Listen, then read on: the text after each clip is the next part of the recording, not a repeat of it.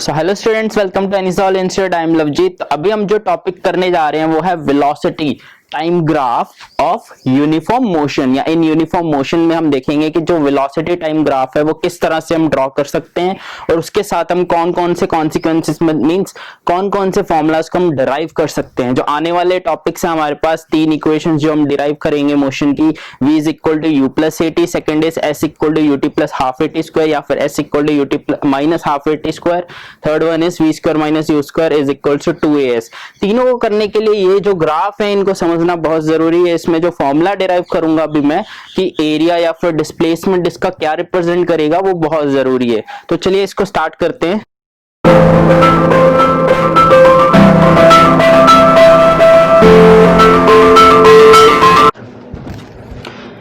तो स्टूडेंट हमारे पास जो सबसे पहले ग्राफ लेना है हमने, जो कि वेलोसिटी टाइम ग्राफ है। इस साइड एक्स एक्सिस ले लेते हैं और इस साइड वाई एक्सिस है। वाई एक्सिस की तरफ वेलोसिटी है और एक्स एक्सिस की तरफ जो है टाइम लिया है। इधर नेगेटिव डायरेक्शन है, इधर पॉजिटिव डायरेक्शन है, तो दिस इज पॉजिटिव वेलोसिटी। अगर हम नीचे को जाती है डिस्प्लेसमेंट तो हम कह सकते हैं कि नेगेटिव वेलोसिटी, यहाँ पे नेगेटिव वेलोसिटी आएगी बिकॉज वेलोसिटी हैज डायरेक्शन। तो मैं कंसिडर कर रहा हूँ यूनिफॉर्म मोशन। तो यूनिफॉर्म मोशन में मैं यहाँ पे ले रहा हूँ कि जो velocity it is not changing, मतलब टाइम निकल रहा है बट वेलोसिटी इंक्रीज नहीं कर रही है। तो इसीलिए मैं स्ट्रेट लाइन ही बनाऊंगा ना। हम इसके सारे ग्राफ जो है फर्दर अगले लेक्चर्स में हम अच्छी तरह से डिस्कस कर लेंगे। तो अभी तो मैं जो यूनिफॉर्म मोशन के लिए मैं वेलोसिटी को चेंज नहीं कर रहा, तो ये देखिए यहाँ पे वेलोसिटी इंक्रीज नहीं हो रही है बट टाइम चेंज होता ही रहेगा, टाइम तो रुकने वाला नहीं है।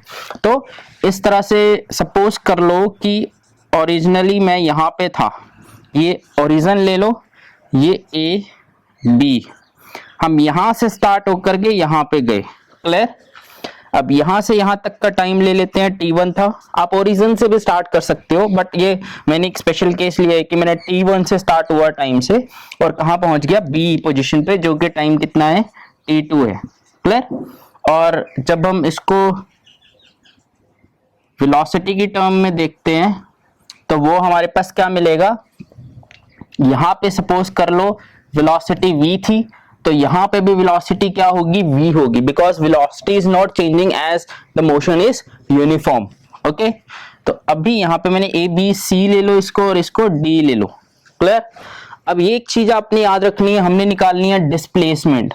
तो आपने एक चीज इसमें याद रखनी है, velocity time graph of moving object helps us to calculate the displacement of the body.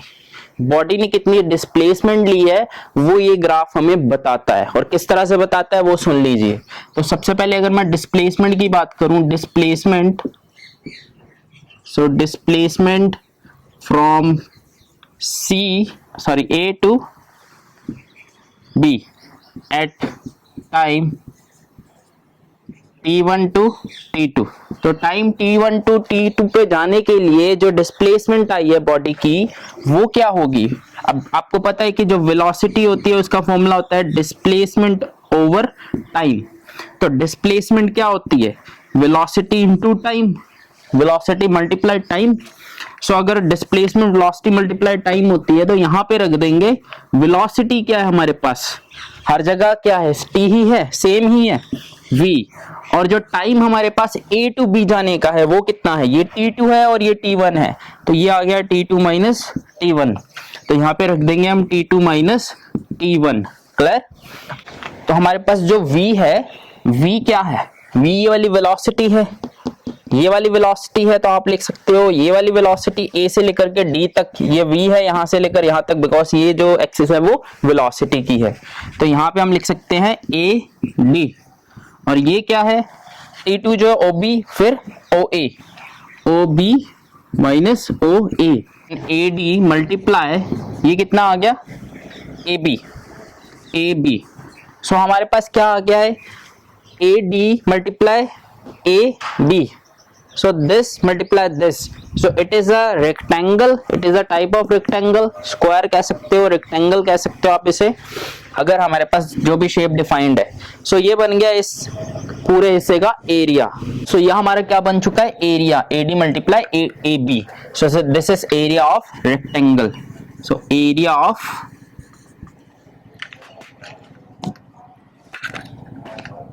A B C D A, so उसका एरिया। सो हम कह सकते हैं कि जो डिस्प्लेसमेंट है वो किसको रिप्रेजेंट कर रही है, एरिया को। किसके अंदर, वेलोसिटी टाइम ग्राफ के अंदर। ये चीज याद रखना, यूनिफॉर्म मोशन के लिए ये सारी कंडीशंस हैं। यूनिफॉर्म मोशन के लिए वेलोसिटी टाइम के अंदर जो डिस्प्लेसमेंट होती है वो एरिया को रिप्रेजेंट करती है, या फिर उल्टा हम कह सकते हैं कि जो एरिया है वो डिस्प्लेसमेंट को रिप्रेजेंट करता है। और ये कॉन्सेप्ट हम बहुत यूज करने वाले हैं आने वाले लेक्चर्स में। क्लियर?